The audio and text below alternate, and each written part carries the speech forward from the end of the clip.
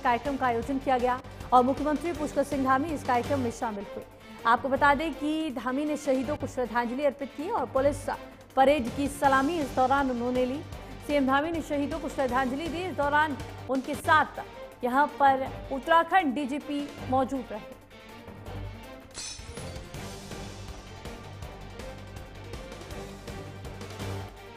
Police स्मृति दिवस पर कार्यक्रम का आयोजन किया गया। सीएम पुष्कर सिंह धामी कार्यक्रम में शामिल हुए।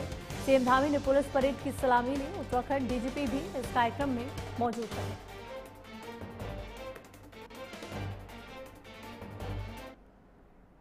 चले भाई, खबरों में बढ़ेंगे आगे, लेकिन उससे पहले सीधे आपको लिए चलेंगे देहरादून, जहां पर उत्तराखंड के मुख्यमंत्री पुष्कर सिंह धामी संबोधन कर रहे। क्या कुछ कह रहे हैं, आपको सुनवाते हैं।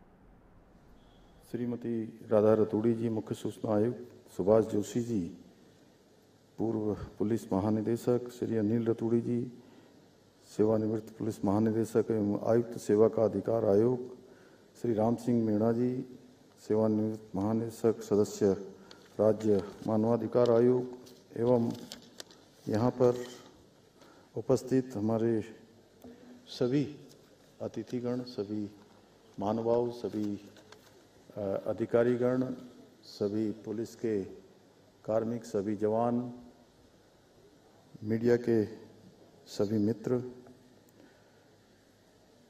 और आज जिनकी स्मृति में हम इस दिवस पर एकत्र हुए हैं, ऐसे हमारे सभी जिन्होंने भारत माता की रक्षा के लिए अपने प्राणों का बलिदान दिया, उनके सभी पारिवारिक जन, मैं सर्वप्रथम आज उन सभी वीर जवानों को, वीर पुलिसकर्मियों को अपनी भावपूर्ण श्रद्धांजलि अर्पित करता हूं, जिन्होंने अपने कर्तव्य का पालन करते हुए राष्ट्र की सेवा, नागरिकों की सुरक्षा के लिए अपने प्राणों का बलिदान दिया।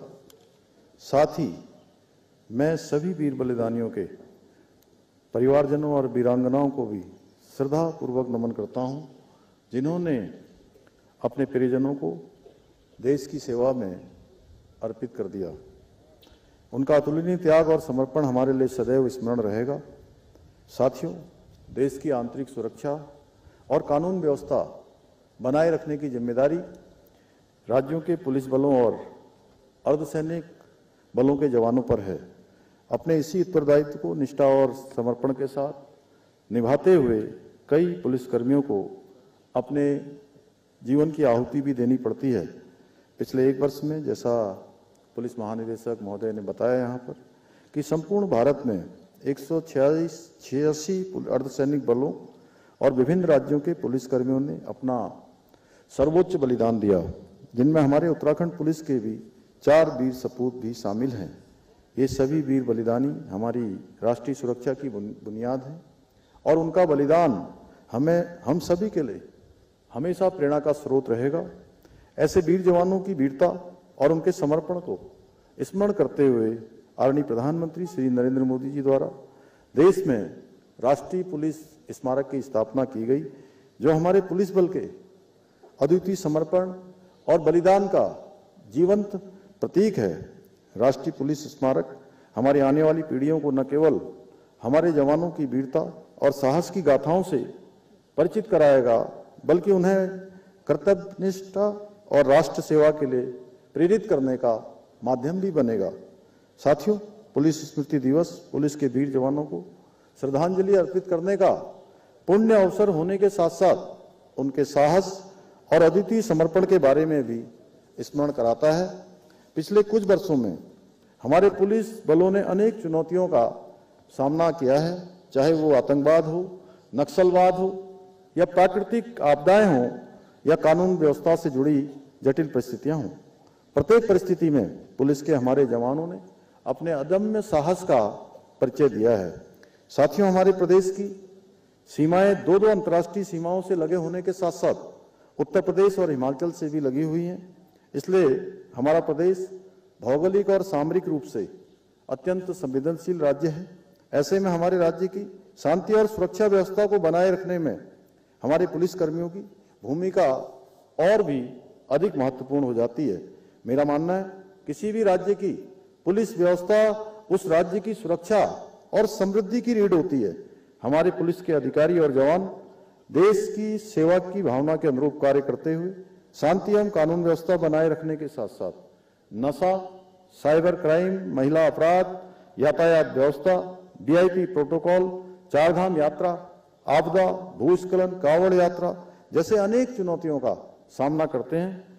इस वर्ष उत्तराखंड पुलिस ने कांवड़ यात्रा में लगभग 4.5 करोड़ से अधिक श्रद्धालुओं और चारधाम यात्रा में लगभग 50 लाख के लगभग, अभी तक यात्रा अभी चल रही है, लगभग 50 लाख से अधिक भक्तों को सुरक्षित और सुगम यात्रा दर्शन कराने में अपना अद्वितीय योगदान दिया है। आदरणीय प्रधानमंत्री जी, राष्ट्रपति जी के राज्य भ्रमण कार्यक्रम को भी सफलतापूर्वक संपन्न कराने के साथ साथ राष्ट्रीय खेलों और राज्य में आयोजित विभिन्न राष्ट्रीय और अंतर्राष्ट्रीय कार्यक्रमों में चौक चौबंद सुरक्षा व्यवस्था सुनिश्चित करने के साथ आपकी मेहनत और प्रतिबद्धता की मैं आज इस अवसर पर मुक्त कंठ से प्रशंसा करता हूं। इस वर्ष हमारा राज्य लगातार प्राकृतिक आपदाओं का सामना करता रहा है, लेकिन हर बार पुलिस ने अदम्य साहस, त्वरित कार्रवाई से इन चुनौतियों का डटकर सामना करते हुए कई लोगों की जान बचाई है। इसके लिए भी मैं सबका हृदयपूर्वक आभार व्यक्त करता हूं। साथियों, आज के आधुनिक युग में जब अपराध का स्वरूप बदल रहा है, पुलिस की भूमिका ऐसे समय में और भी चुनौतीपूर्ण हो जाती है। हम न केवल पारंपरिक अपराधों जैसे चोरी, डकैती, हत्या और महिला अपराधों से लड़ रहे हैं, बल्कि नशा और साइबर अपराध जैसे नए खतरों का सामना कर रहे हैं। नशा आज हमारे समाज के लिए एक गंभीर समस्या बन चुका है। ये न केवल युवा पीढ़ी को प्रभावित कर रहा है, बल्कि इसके दुष्परिणामों को हमारे परिवारों और समाज को भी सहना पड़ रहा है। इस समस्या से निपटने के लिए हमारी सरकार ने राज्य में पुलिस की एक त्रिस्तरीय एंटी नारकोटिक फोर्स का गठन किया है। इसके माध्यम से हमारी सरकार उत्तराखंड से नशे को उखाड़ फेंकने का हमने संकल्प लिया है। मुझे बताया गया कि हमारी फोर्स ने बीते वर्षों में 6,199 से अधिक नशे के सौदागरों के खिलाफ कार्रवाई की है और लगभग 275 करोड़ रुपए से अधिक के नारकोटिक पदार्थ भी बरामद किए हैं। राज्य के डिजिटल युग में जब हर व्यक्ति इंटरनेट का उपयोग कर रहा है, ऐसे में हम सभी के लिए साइबर अपराध एक बड़ी चुनौती बन चुका है। एआई के आने के बाद अब हमारी पुलिस को इस दिशा में और अधिक सजग रहना होगा, क्योंकि साइबर अपराधों का स्वरूप दिन प्रतिदिन बदल रहा है। हमें अब साइबर अपराधियों से मुकाबला करने के लिए एक कदम आगे रहना होगा। इसके लिए हमारी पुलिस को तकनीकी ज्ञान में भी दक्ष होना आवश्यक है। हमें साइबर अपराधों की रोकथाम के लिए अन्य राज्यों व केंद्रीय गृह मंत्रालय के साथ साथ साइबर एक्सपर्ट्स के साथ भी मिलकर काम करना होगा। मुझे गर्व है कि हमारी फोर्स ने साइबर फ्रॉड के खिलाफ भी त्वरित और प्रभावी कार्रवाई करते हुए 63 करोड़ रुपए से अधिक की राशि पीड़ितों को लौटाकर उत्तराखंड पुलिस व जनता के विश्वास को मजबूत किया है।